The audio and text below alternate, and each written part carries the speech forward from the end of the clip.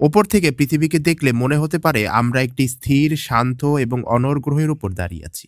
কিন্তু বাস্তবে এই গ্রহের পৃষ্ঠের নিচে প্রতিনিয়ত চলছে উত্তাল নাড়াচাড়া, যা কখনো হালকা কম্পন, আবার কখনো ভয়াবহ ভূমিকম্পের রূপে ছড়িয়ে পড়ে আমাদের জীবনের ওপর।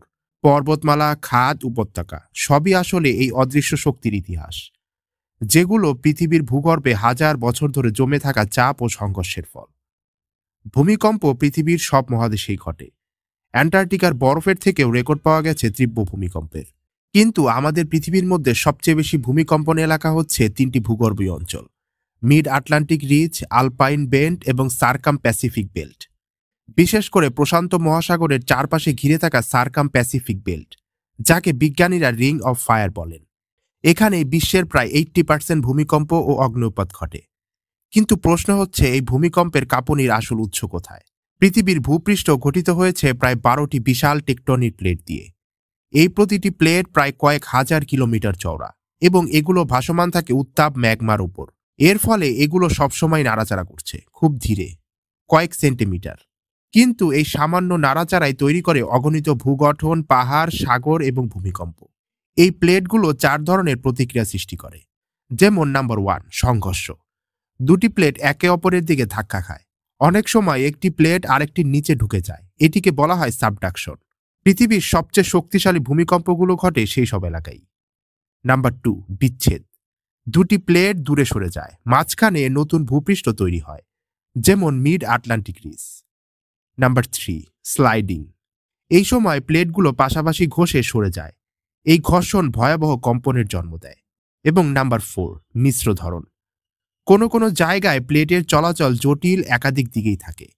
প্রতিটি নাড়াচাড়াতেই সৃষ্টি হয় চাপ। এই চাপ সহ্য করতে না পেরে যখন কোথাও জমে থাকা শক্তি হঠাৎ মুক্তি পায়, তখন ভূপৃষ্ঠে ঘটে ভয়ঙ্কর কম্পন, যা আমরা ভূমিকম্প হিসাবে অনুভব করি। ভূমিকম্পের কম্পন রেকর্ড করতে ব্যবহৃত হয় সিসমোগ্রাফ। ভূপৃষ্ঠ কাঁপলে এই সিসমোগ্রাফের ভেতরে ঝুলন্ত ওজন স্থির থাকে, আর যন্ত্রের ফ্রেম কাঁপতে থাকে।